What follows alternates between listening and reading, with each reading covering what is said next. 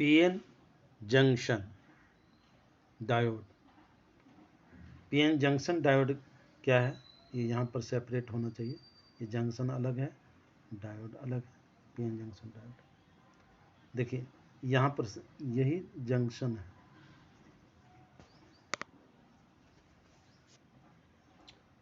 इसी को सैम्पल के रूप में इस तरह से दिखाया गया है। ये पी टाइप के है और ये एन टाइप है, ये पी है और ये एन है, तो पीएन जंक्शन। जब पी टाइप को एन टाइप से हम मिला देते हैं, एक दूसरे को सटा देते हैं, तो क्या होता है, पी टाइप का होल इंटर करने लगता है एन टाइप में, और उसी समय एन टाइप का majority charge carrier electron inter करने लगता है पी टाइप में।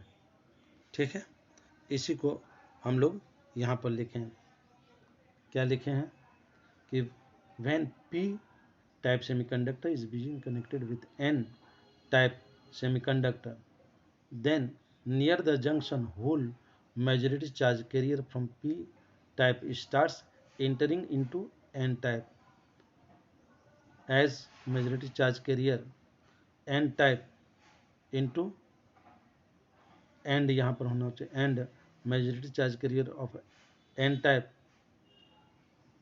into p till the electrostatic equilibrium setup. Thus a layer of hole in n type and electron in p type develops near the connecting point। ठीक है, तो यहाँ पर हम लोगों ने क्या देखा कि ये जो है यहाँ पर p टाइप में इलेक्ट्रॉन, n टाइप में होल जंक्शन के निकट जमा हो जाता है। क्यों जमा होता है, यहाँ p टाइप से होल जाने लगता है n टाइप में जब संपर्क में करते हैं, और n टाइप से इलेक्ट्रॉन जाने लगता है यहाँ पर। ठीक है, और ये तब तक जाते रहता है जब तक कि जैसे ये इलेक्ट्रॉन को ये होल एक दूसरे तरफ खींचेगा। ठीक है, और जब दोनों के बीच बल बराबर हो जाएगा तब क्या होगा, ये इलेक्ट्रोस्टैटिक इक्विलिब्रियम कायम होगा। फिर उसी तरह से इस हॉल का खिंचाव इस इलेक्ट्रॉन और इस इलेक्ट्रॉन के द्वारा किया जाता है और दोनों तरफ बराबर हो जाता है। तो ऐसी परिस्थिति में यह रुक जाती है और ये जो है ये डिप्लीशन लेयर हो जाता है। ठीक है, तो यहाँ पर उसी को कहते हैं here the connecting point is said to be PN junction, the layer of hole in n type and electron in p type is called depletion layer. This depletion layer further blocks the transportation of charge carrier through the junction, so called potential barrier. ये क्या करता है कि मतलब ये potential barrier यह जो बनता है जंक्शन के निकट, वह इलेक्ट्रॉन और होल का आवागमन को जंक्शन के पास रोक देता है। इसलिए रोक देता है, चेकनाका का काम करता है, बैरियर का काम करता है यही बैरियर। तो ये बैरियर चूँकि पोटेंशियल डिफरेंस के कारण बना है, इसलिए पोटेंशियल बैरियर इसको कहा जाता है। अधिक से अधिक डिप्लेशन लेयर की चौड़ाई होगी तो यह बैरियर भी उतना स्ट्रॉन्ग होगा, है ना।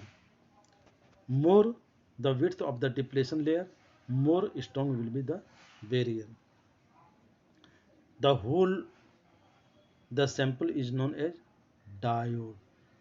और इस प्रकार से संपूर्ण जो सैंपल हम लोगों को प्राप्त होता है वह डायोड कहलाता है। अब डायोड को हम लेते हैं फॉरवर्ड बायसिंग कैसे होता है इसका। तो देखिए ये पॉजिटिव चार्ज है, ये पॉजिटिव चार्ज है, ठीक है, पी साइड से जोड़ा गया, नेगेटिव चार्ज है, ये एन साइड से जोड़ा गया। तब क्या होता है ऐसी परिस्थिति में, ये डिप्लीशन लेयर जो है यानी होल के मतलब एन टाइप में जो होल रहता है उसका खिंचाव नेगेटिव से होता है, और पी टाइप में जो इलेक्ट्रॉन रहता है उसका पॉजिटिव से खिंचाव होता है, और इस तरह से यहाँ से लेयर समाप्त हो जाता है। लेयर समाप्त होते ही इलेक्ट्रॉन और होल का आवागमन जंक्शन से होने लगता है, यही जंक्शन है, तो इलेक्ट्रॉन और होल का आवागमन होने लगता है और यह गुड कंडक्टर की तरह काम करता है, ठीक है।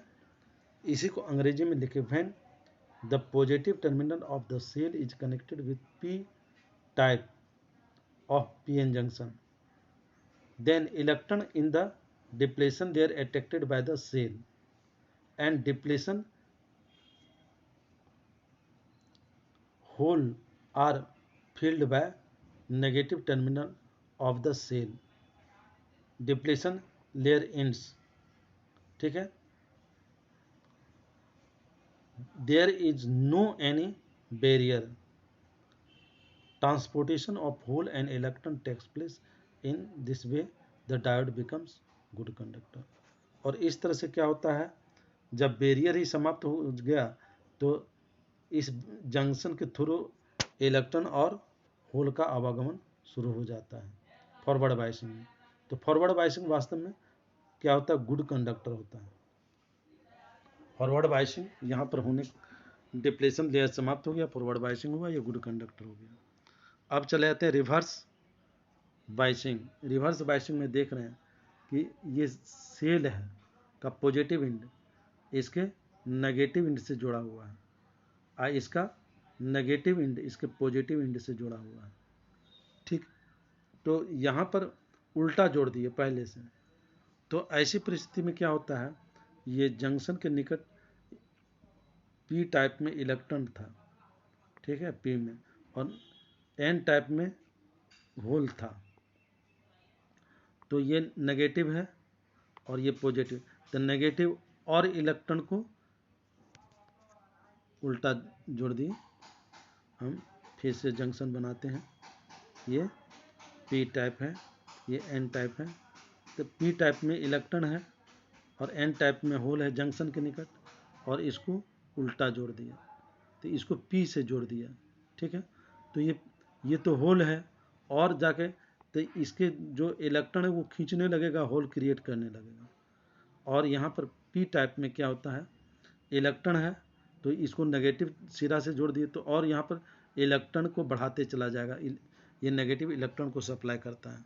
तो इस प्रकार से क्या होता है कि डिप्लीशन लेयर और बढ़ते चला जाता है, इसकी डिप्लीशन लेयर और बढ़ते चला जाता है ना।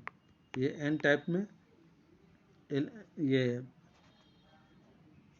जंक्शन के निकट पी टाइप में इलेक्ट्रॉन का जमावड़ा बढ़ते चला जाता है, और एन टाइप में होल का जमावड़ा बढ़ते चला जाता है। तो इस तरह से डिप्लेशन लेयर की मोटाई बढ़ते चला जाएगा और ये बैड कंडक्टर का काम करेगा, ठीक है। तो रिवर्स बायसिंग में क्या होता है, यह बैड कंडक्टर की तरह काम करता है। उसी को हम आलेख में दिखाए हैं, फॉरवर्ड बायसिंग, ये फॉरवर्ड बायसिंग का है, ठीक है। इसमें थोड़ा सा पोटेंशियल देता है ताकि सेमीकंडक्टर का अपना जो बैरियर या बैरियर को, जंक्शन का बैरियर का अपना एक पोटेंशियल होता है, समझे ना। तो वही पोटेंशियल बैरियर को समाप्त करने में वो लगता है। उसके बाद क्या होता है, वोल्टेज और करंट, ये वोल्टेज और करंट के बीच एक रेखा प्राप्त होती है, सरल रेखा। यही ओम्स लॉ को, ये ओम्स लॉ को सेटिस्फाई करता है ना। मतलब ओम्स लॉ ओबे होता है इस क्षेत्र में, ए और बी के बीच, ए और बी के बीच यहाँ स्ट्रेट लाइन।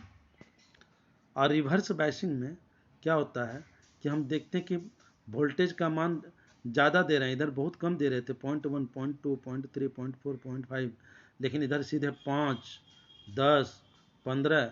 अब फिर भी इधर देखिए करंट का मान बहुत ज़्यादा था, इस करंट का मान नहीं के बराबर।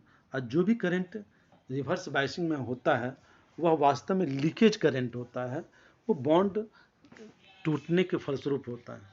ठीक है, हल्का फुल्का उसमें वो, जैसे पी टाइप में क्या है कि होल की भरमार है, लेकिन कुछ इलेक्ट्रॉन भी होता है वो लीकेज इलेक्ट्रॉन कहलाता है। उसी तरह एन टाइप में क्या है, इलेक्ट्रॉन का भरमार है, तो उसमें कुछ होल भी रहता है, वह लीकेज के रूप में। तब क्या है कि रिवर्स बायसिंग में हम पोटेंशियल बहुत ज़्यादा दे रहे हैं, फिर भी करंट का मान जो माइक्रो एम्पियर में है ना, बहुत ही कम है, नहीं के बराबर है। और लेकिन एक सीमा से, यहाँ 15 वोल्ट दिखाया गया, एक सीमा से अधिक अगर हम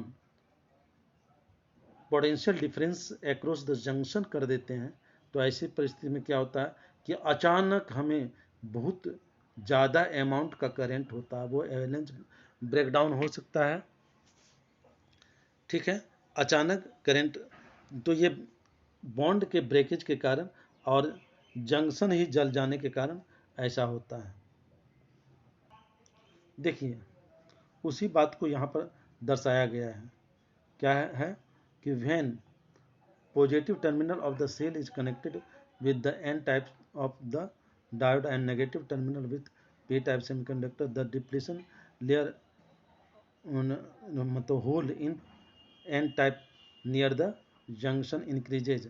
At the same time electron of depletion layer increases in p type near the junction, but if the potential in reverse Bayesian increases up to a certain limit, suddenly है ना, large amount of current due to breakage of the junction abruptly takes place।